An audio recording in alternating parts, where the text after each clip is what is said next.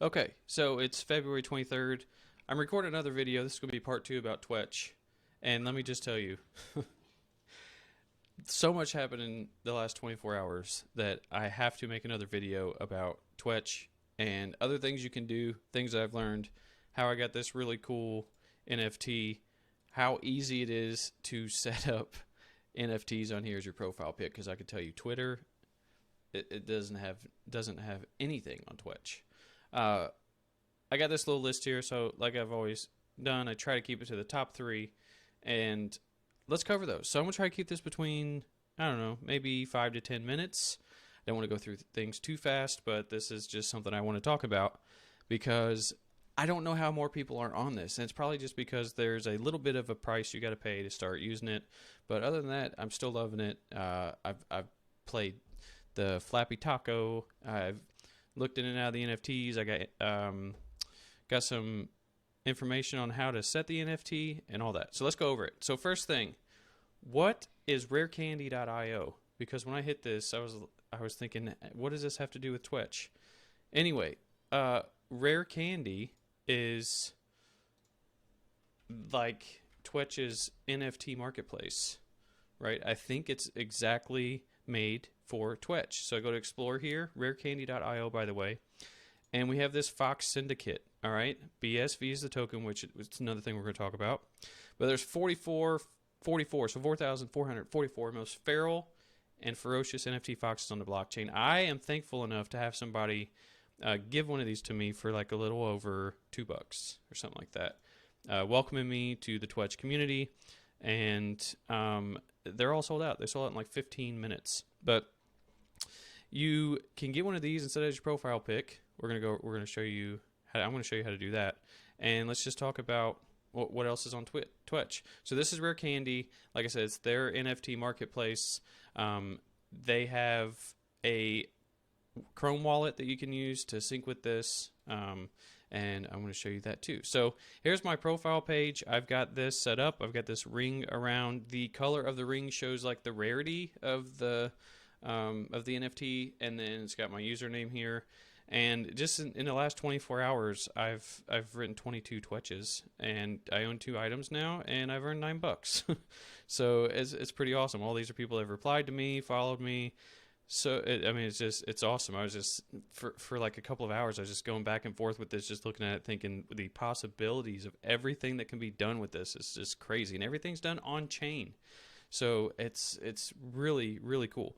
So I wanted to dive in to Rarecandy. So I know I keep saying that, and I'm sorry for repetition. But let me show you what you can do. So if you go over to Rarecandy, all right, you click on your little profile icon. This shows you what items I have, any items I have for sale, and then here they are. So I can view them. I can list them for sale. It shows the rank, and then if you click on view, it'll show you like the information. So I've got background, all the different traits and properties. And what's really cool is it shows the owner down here. So this is me, and if I click on this, I can actually go and talk to the person that owns that. Now, since it's me, it's just taking it to my page. But if you want to use the chat function, you do have to pay for that. I think it's like $20-something because it's encrypted, and I just haven't paid for it yet. But you could actually talk to somebody and say, hey, I see you got this listed for sale. Would you be willing to go down on that? Or it's an awesome fox, whatever you want to do. But I love the overall design. It's very fluid. Rarecandy is awesome. It's, OpenSea is a really good platform too, but I know as more people put the NFTs on there, it's kind of slowing down just a little bit. The metadata doesn't get refreshed all the time, and I'm still learning about this one, but compared to other NFT platforms, this is just, it's so nice. And so what you do is you go back here to Twitch, you go to your wallet, and you can see my items here. So I have 2 of these foxes. If I click on view item, it brings it up right here, and I just click set as profile pic. That's it. That's what I did, and that's what changed my profile picture. So if I click here on this block, I can see that this is the information on chain. I can get a receipt right here. I can download, and it's all the information, the traits, the JSON, all that cool stuff. So that's what Rarecandy is, and I just love how fluid it is, how it's all kind of integrated into one platform, and you're using an NFT marketplace along with a social media platform, and you're able to set it as your profile pic, which is just like a big thing now. Everybody's got to get their NFT profile pic. So anyway, yeah, that's cool. So let's move on to number 2. I've got a couple tabs open. I have never heard of Bitcoin SV before I got on Twetch, and I'm so glad that I did, because they have a lot of good, well, let's go ahead and start with their website. They have a lot of good unique traits that make this a lot better. So their goal is to deliver on Satoshi's vision of one global blockchain. So the current Bitcoin, there's a lot of talks about how the transactions are starting to slow down, and how there's this global kind of more centralized approach because more money is getting put into these giant farms that are farming Bitcoin. And so what Bitcoin SV does is they're trying to match the original Satoshi Nakamoto's Bitcoin white paper. And so all this information, go and read it yourself. But we talk about sustainability. They're still talking about Satoshi, how he really had everything ironed out. And we've got peer-to-peer payments, data integrity, tamper-proof. So a lot of things are already in Bitcoin, but it's just got smart contracts built in. Like that's something that Bitcoin needs another layer to do. So really, really cool stuff. And then another thing is I made a video yesterday about the red market and how crypto everybody's freaking out selling. Well, I wanted to look over the chart of Bitcoin. I was like, I wonder how it's done over the last month or so. So I went to a 30-day chart, and I went to a week chart, and then I went to a year chart, and I was thinking, man, look how stable this is. It's got a really, really good track record of like the last year. And I think this is like a secret gem. So I'm going to rate it good here. Apparently other people don't think it's so good.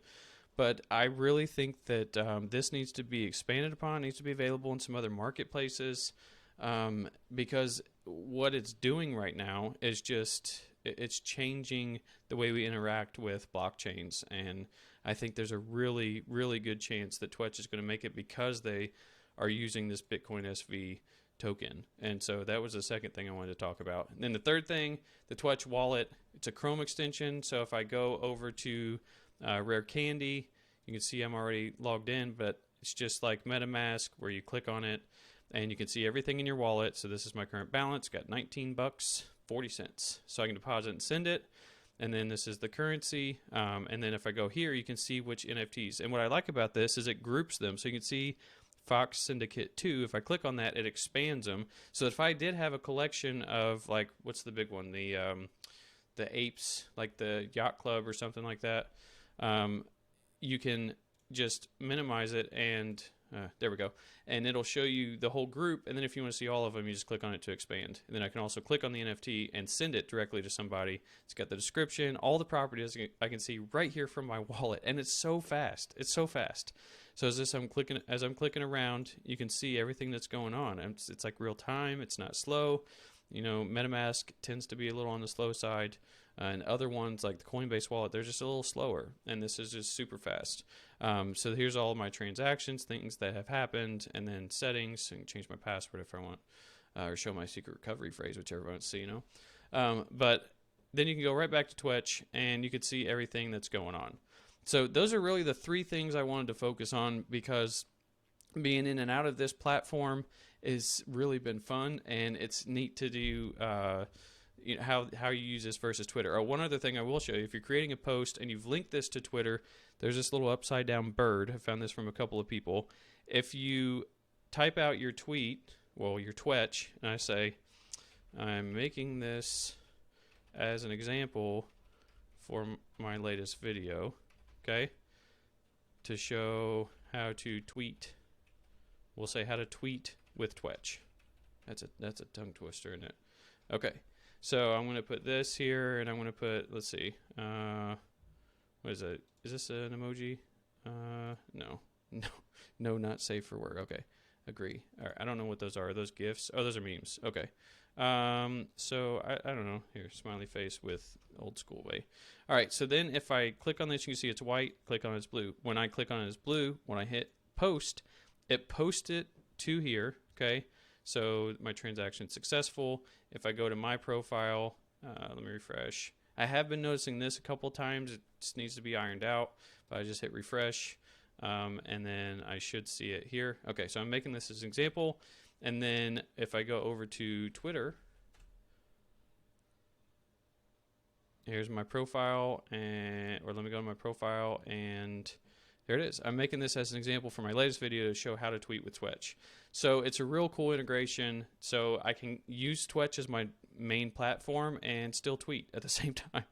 So it's really incredible. And I found myself going back to Twetch first before I go over to Twitter.